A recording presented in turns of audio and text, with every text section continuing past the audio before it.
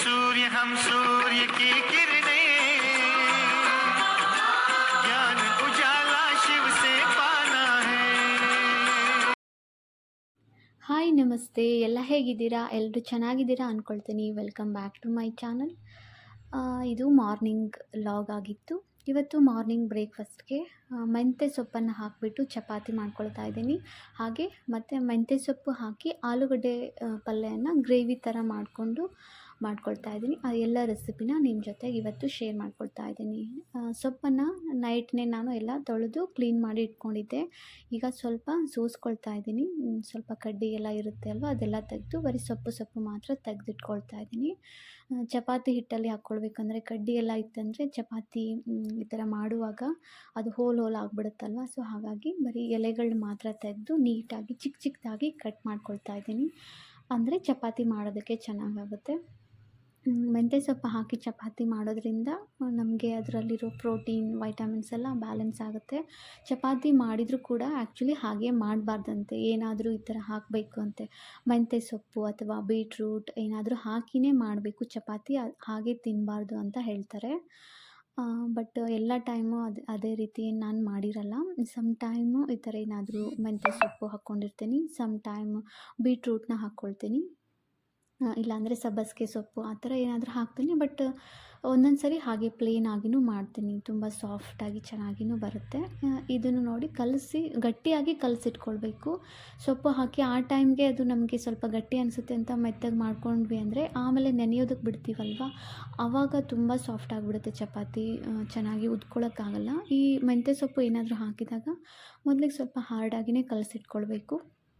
ಅದಾದಮೇಲೆ ಇವತ್ತು ಆಲ್ಮಂಡಿಂದ ಹಾಲು ಮಾಡ್ಕೊಳ್ತಾ ಇದ್ದೀನಿ. ಅಂದರೆ ಇದು ನಾರ್ಮಲಿ ಡೈರಿ ಮಿಲ್ಕ್ ಜೊತೆಗೆ ನಾವು ಬಾದಾಮ್ ಪೌಡ್ರ್ ಹಾಕ್ತೀವಲ್ವ, ಆ ಥರ ಅಲ್ಲ. ಎಲ್ಲ ಬಾದಾಮನ್ನೇ ಸುಲಿದಿಟ್ಕೊಂಡು ಇದರಿಂದನೇ ಹಾಲು ಮಾಡ್ಕೊಳ್ಳೋದು ಹೇಗೆ ಅಂತ ನಿಮ್ಮ ಜೊತೆ ಶೇರ್ ಮಾಡ್ತಾಯಿದ್ದೀನಿ. ಈ ಹಾಲಿನ ಟೇಸ್ಟ್ ಕೂಡ ಸೇಮ್ ಆ ಪಾಕೆಟ್ ಹಾಲು ತೊಗೊಳ್ತೀವಲ್ವ ಡೈರಿ ಮಿಲ್ಕ್, ಅದೇ ರೀತಿಯೇ ಇರುತ್ತೆ. ಟೇಸ್ಟ್ ತುಂಬ ಚೆನ್ನಾಗಿರುತ್ತೆ. ನಾನು ಸ್ವೀಟ್ಗೆ ಇದ್ರ ಜೊತೆ ಬೆಲ್ಲ ಹಾಕ್ಕೊಳ್ತಾ ಇದ್ದೀನಿ. ನೀವು ಬೆಲ್ಲ ಎಲ್ಲ ಡಯಟಲ್ಲಿ ಇದ್ದರೆ ಸ್ಕಿಪ್ ಮಾಡ್ಬೋದು. ಬೆಲ್ಲ, ಶುಗರ್ ಎಲ್ಲ ಸ್ಕಿಪ್ ಮಾಡಿಬಿಟ್ಟು ಹನಿ ಸೇರಿಸ್ಕೊಳ್ಬೋದು, ಅಥವಾ ಡೇಟ್ಸ್ನ ಸ್ವಲ್ಪ ನೆನೆಸಿಟ್ಕೊಂಡು ಡೇಟ್ಸ್ ಹಾಕ್ಕೊಳ್ಳೋದ್ರಿಂದ ಅದು ಕೂಡ ಸ್ವೀಟ್ ಬರುತ್ತೆ. ನಾನಿವತ್ತು ಬೆಲ್ಲವನ್ನು ಹಾಕ್ತಾಯಿದ್ದೀನಿ, ಶುಗರ್ ಯೂಸ್ ಮಾಡಲ್ಲ ಹೆಚ್ಚಾಗಿ. ಯಾವಾಗೋ ಒಂದು ಸರಿ ಮಾತ್ರ ಶುಗರನ್ನು ನಾರ್ಮಲ್ ಟೀ ಕಾಫಿ ಮಾಡಿದ್ರೆ ಮಾತ್ರ ಶುಗರ್ ಯೂಸ್ ಮಾಡ್ತೀನಿ. ಬಿಟ್ಟರೆ ಇನ್ನು ಯಾವುದೇ ಸ್ವೀಟ್ ಮಾಡಿದರೂ ಏನೇ ಮಾಡಿದರೂ ಕೂಡ ಎಲ್ಲದಕ್ಕೂ ಬೆಲ್ಲವನ್ನೇ ಹಾಕ್ಕೊಳ್ಳೋದು ನಾನು. ಜಾಮೂನ್ ಮಾಡಲಿ ಅಥವಾ ಏನಾದರೂ ಪಾಯಸಗಳು ಮಾಡಿಕೊಂಡ್ರೆ, ಚಾಕ್ಲೇಟ್ ಮಾಡಿದರೆ ಎಲ್ಲದಕ್ಕೂ ನಾನು ಏನು ಮಾಡೋದಂದರೆ ಬೆಲ್ಲವನ್ನೇ ಸೇರಿಸ್ಕೊಳ್ತೀನಿ. ನೋಡಿ ಇವಾಗ ಈ ಥರ ಅದನ್ನು ಚೆನ್ನಾಗಿ ಪೇಸ್ಟ್ ಮಾಡ್ಕೊಳ್ಬೇಕು. ಆಲ್ಮಂಡ್ಸ್ನ ಕೆಲವೊಬ್ಬರು ಏನು ಮಾಡ್ತಾರೆ, ಅದನ್ನ ಪೇಸ್ಟ್ ಮಾಡಿ ಸೋಸ್ಬಿಟ್ಟು ಮೇಲೆ ಬರುತ್ತಲ್ವ ಫಲ್ಪ್, ಅದನ್ನು ತೆಗೆದ್ಬಿಟ್ಟು ಅದ್ರ ಹಾಲು ಮಾತ್ರ ಯೂಸ್ ಮಾಡ್ತಾರೆ. ಅದು ಸುಮ್ಮನೆ ವೇಸ್ಟಾಗಿ ಹೋಗುತ್ತೆ ಅಂದ್ಬಿಟ್ಟು ನಾನು ಬಾದಾಮನ್ನ ಮಾಡಿದರೆ ಇದೇ ರೀತಿ ಚೆನ್ನಾಗಿ ಫುಲ್ ಸಾಫ್ಟಾಗಿ ಪೇಸ್ಟ್ ಮಾಡ್ಕೊಳ್ಬೇಕು. ಮೊದಲು ನೀರು ಕಡಿಮೆ ಹಾಕ್ಕೊಂಡು ಅದು ಕುಡಿದಾಗ ಗಂಟಲಿಗೆ ನಮಗೆ ರವೆ ಹತ್ತಬಾರ್ದು, ಇಲ್ಲಾಂದರೆ ಕೆಮ್ಮು ಬಂದುಬಿಡುತ್ತೆ. ಫುಲ್ ಸಾಫ್ಟಾಗಿ ಮಾಡಿಕೊಂಡು ಆಮೇಲೆ ನೀರು ಹಾಕಿ ಸ್ವಲ್ಪ ಬೆಲ್ಲ ಮತ್ತು ಏಲಕ್ಕಿ ಕೂಡ ಹಾಕ್ಕೊಳ್ಬೋದು, ಚೆನ್ನಾಗಿರುತ್ತೆ. ಹಾಕಿ ನೋಡಿ, ನಮ್ಮದು ಆಲ್ಮಂಡ್ ಮಿಲ್ಕ್ ರೆಡಿ ಆಯಿತು. ತುಂಬ ಟೇಸ್ಟಿಯಾಗಿ ಇರುತ್ತೆ. ಇದನ್ನು ಬಿಸಿ ಮಾಡಿಕೊಂಡ್ರೆ ಸ್ವಲ್ಪ ಒಡೆದಿರೋ ಥರ ಅನಿಸುತ್ತೆ. ಸೊ ಹಾಗಾಗಿ ತಣ್ಣಗಿರೋದೇ ಕುಡಿದ್ರೇ ಚೆನ್ನಾಗಿರುತ್ತೆ. ಅದಾದಮೇಲೆ ಇವತ್ತು ಆಲೂ ಮೆಂತೆ ಮಾಡ್ತಾಯಿದ್ದೀನಿ. ಅದಕ್ಕೆ ಆಲೂಗಡ್ಡೆನ ಮೊದಲೇ ಕುದಿಸಿ ಅದನ್ನು ಈ ಥರ ಸ್ಮ್ಯಾಶ್ ಮಾಡಿ ಇಟ್ಕೊಂಡಿದ್ದೀನಿ. ಆಮೇಲೆ ನೋಡಿ ಎಣ್ಣೆನ ಕಾಯ್ಕಿಟ್ಟು ಜೀರಿಗೆ, ಸಾಸಿವೆ ಎಲ್ಲ ಹಾಕ್ಕೊಂಡು ಇದರಲ್ಲಿ ಮೆಂತ್ಯ ಸೊಪ್ಪನ್ನು ಸೇರಿಸ್ಕೊಳ್ತೀನಿ. ಕಟ್ ಮಾಡಿ ಇಟ್ಕೊಂಡಿರುವಂಥ ಮೆಂತ್ಯ ಸೊಪ್ಪು, ಅದು ಕೂಡ 1-2 ನಿಮಿಷ ಫ್ರೈ ಆದಮೇಲೆ ಅದಕ್ಕೆ ಟೊಮೆಟೊ ಹಾಕಿ ಫ್ರೈ ಮಾಡಿಕೊಂಡು ಆಮೇಲೆ ಕುದಿಸಿ ಇಟ್ಕೊಂಡಿರುವಂಥ ಆಲೂಗಡ್ಡೆನ ಸೇರಿಸಿ ಬೇಕಾಗಿರುವಂಥ ಎಲ್ಲ ಮಸಾಲೆ, ಅಂದರೆ ಸಾಂಬಾರು ಮಸಾಲ ಆಯಿತು ಅಥವಾ ಗರಂ ಮಸಾಲ ಹಾಕ್ಕೋಬೋದು, ಖಾರ, ಉಪ್ಪು ಎಲ್ಲ ಸೇರಿಸ್ಕೊಂಡು ಸ್ವಲ್ಪ ಗ್ರೇವಿ ಥರ ಮಾಡ್ಕೊಳ್ಬೇಕು. ಗಟ್ಟಿಯಾಗಿ ಮಾಡಿದ್ರೆ ಚೆನ್ನಾಗಿರಲ್ಲ. ಗ್ರೇವಿ ಥರ ಮಾಡ್ಕೊಂಡ್ಬಿಟ್ರೆ ಸೂಪರಾಗಿ ಆಗುತ್ತೆ ಚಪಾತಿ. ಮೆಂತ್ಯ ಚಪಾತಿ ಜೊತೆಗೆ ಇದು ಕಾಂಬಿನೇಷನ್ ಆಗಿ ಚೆನ್ನಾಗಿರುತ್ತೆ ಮತ್ತು ಬೇಗನೂ ಆಗುತ್ತೆ, ಹೆಲ್ದಿಯಾಗಿಯೂ ಆಗುತ್ತೆ. ಮೆಂತ್ಯ ಸೊಪ್ಪು ಎಲ್ಲ ಇರುತ್ತಲ್ವ, ಸೂಪರ್ ಟೇಸ್ಟಾಗಿ ಬಂದುಬಿಡುತ್ತೆ. ಈ ಥರ ಇವತ್ತಿನ ಬ್ರೇಕ್ಫಾಸ್ಟಿಗೆ ಚಪಾತಿ ಮತ್ತು ಆಲೂ ಮೆಂತ್ಯ ಪಲ್ಯನ ಮಾಡ್ಕೊಳ್ತಾ ಇದ್ದೀನಿ.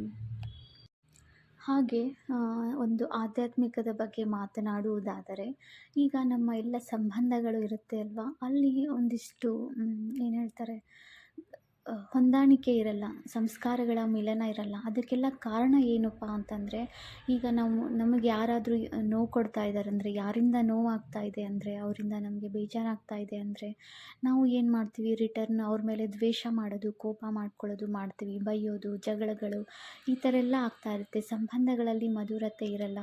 ಅದಕ್ಕೋಸ್ಕರ ಯಾಕೆ ಹಾಗಾಗುತ್ತೆ ಅಂತ ತಿಳ್ಕೊಳ್ಳೋದ್ರಿಂದ ಅದನ್ನು ನಾವು ಸರಿ ಮಾಡ್ಕೊಳ್ಬೋದು. ಏನಕ್ಕೆ ಅಂದರೆ, ನಾವು ಅಂದ್ಕೊಳ್ತೀವಿ, ಅಯ್ಯೋ ಅವರೆಷ್ಟು ನೋವು ಕೊಡ್ತಾರೆ, ಅಷ್ಟೆಲ್ಲ ಮಾಡ್ತಾರೆ, ನಾವು ಅವರಿಗೆ ಅಂತ ಏನೆಲ್ಲ ಮಾಡಿದರೂ ಕೂಡ ಅವರು ನಮಗೆ ಯಾವ ಥರ ಭೇದ ಭಾವ ಮಾಡ್ತಾರೆ ಅಂತೆಲ್ಲ ನಾವು ಅಂದ್ಕೊಳ್ತಾ ಇರ್ತೀವಿ. ಕೆಲವೊಬ್ಬರು ಅದನ್ನು ನೋವು ಅನುಭವಿಸ್ತಾ ಇರ್ತಾರೆ, ಆ ಥರ ಸಿಚುವೇಶನ್ ಇದ್ದರೆ. ಇನ್ನು ಕೆಲವೊಬ್ಬರು ಏನು ಮಾಡ್ತಾರೆ, ದ್ವೇಷ ಮಾಡೋದು, ರಿಟರ್ನ್ ದ್ವೇಷ, ಕೋಪ, ಅವ್ರು ಹೇಗೆ ಮಾಡಿದರು ನಾವು ಹಾಗೆ ಮಾಡೋದು, ಹೀಗೆಲ್ಲ ನಡೀತಾ ಇರುತ್ತೆ. ಬಟ್ ಇನ್ನು ಕೆಲವೊಬ್ಬರು ಸರಿ ಹೋದರೆ ಸಾಕು ಅಂತ ಎಕ್ಸ್ಪೆಕ್ಟ್ ಮಾಡ್ತಾ ಇರ್ತಾರೆ, ಅವರಿಂದ ಪ್ರೀತಿಯನ್ನು ಎಕ್ಸ್ಪೆಕ್ಟ್ ಮಾಡ್ತಾ ಇರ್ತಾರೆ. ಆ ಥರ ಇದ್ದಾಗ ಅದನ್ನು ಸರಿ ಮಾಡ್ಕೊಳ್ಳೋದು ಹೇಗೆ ಅಂತ ಅಂದರೆ, ಅದಕ್ಕೂ ಮೊದಲು ಅದು ಯಾಕೆ ಆ ಥರ ಆಗುತ್ತೆ ಅಂತ ತಿಳ್ಕೋಬೇಕು. ಆದರೆ ನೋಡಿ, ನಮ್ಮೆಲ್ಲರಿಗೂ ಒಂದೇ ಜನ್ಮ, ಇದೊಂದೇ ಜನ್ಮ ಇರಲ್ಲ. ಸಾಕಷ್ಟು ನಾವು 84 ಜನ್ಮಗಳನ್ನು ತೆಗೆದುಕೊಂಡು ಬಂದಿರ್ತೀವಿ. ಆ ಜನ್ಮಗಳಲ್ಲಿ ಯಾವುದೋ ಒಂದು ಪೂರ್ವ ಜನ್ಮದಲ್ಲಿ ನಾವು ಅವ್ರ ಜೊತೆಗೆ ಅದೇ ರೀತಿ ನಡ್ಕೊಂಡಿರ್ತೀವಿ. ಹೇಳ್ತಾರಲ್ವ, ಕರ್ಮ ರಿಟರ್ನ್ಸ್ ಅಂತ. ನಾವು ಈಗಿಂದು ಲೆಕ್ಕಾಚಾರ, ಇವಾಗೇನು ಅವ್ರು ನಡ್ಕೊಳ್ತಿರ್ತಾರೆ ಅದನ್ನು ನೋಡಿಬಿಟ್ಟು ಕೆಲವೊಬ್ಬರು ಶಾಪ ಹಾಕ್ಬಿಡ್ತಾರೆ, ಅವ್ರು ಮಾಡಿದ ಕರ್ಮ ಅವರಿಗೆ ರಿಟರ್ನ್ ಹೊಡೆಯುತ್ತೆ ಅಂದ್ಬಿಟ್ಟು. ಆದರೆ ಇನ್ನೊಂದು ಥರ ಯೋಚನೆನೂ ಮಾಡಬೇಕು. ಕರ್ಮ ರಿಟರ್ನ್ ಹೊಡೆಯುತ್ತೆ ಅವರಿಗೆ ಅನ್ನೋದಕ್ಕಿಂತ ಮೊದಲು, ನಮಗೆ ಯಾವ ಕರ್ಮ ಬರ್ತಾ ಇದೆ ವಾಪಸ್ಸು, ಅದು ನಮಗೆ ಕರ್ಮ ರಿಟರ್ನ್ ಆಗ್ತಾ ಇದೆ. ನಾವು ಮಾಡಿದ್ದೇ ಕರ್ಮ ನಮಗೆ ರಿಟರ್ನ್ ಬರ್ತಾ ಇದೆ. ನಾವು ಈ ಜನ್ಮದಲ್ಲಿ ಎಲ್ಲ ಚೆನ್ನಾಗೇ ಇದ್ದೀವಿ, ಅವ್ರ ಜೊತೆಗೆ ಎಷ್ಟು ಚೆನ್ನಾಗಿದ್ವಿ ಅಂತ ನಾವು ಅದನ್ನು ಮಾತ್ರ ನೋಡ್ತೀವಿ. ಬಟ್ ಲೆಕ್ಕಾಚಾರಗಳು, ಕರ್ಮದ ಲೆಕ್ಕಾಚಾರ ಅನ್ನುವುದು ಪೂರ್ವ ಜನ್ಮದಿಂದನೇ ನಮ್ಮ ಜೊತೆಗೆ ಕೂಡ್ಕೊಂಡು ಬಂದಿರುತ್ತೆ.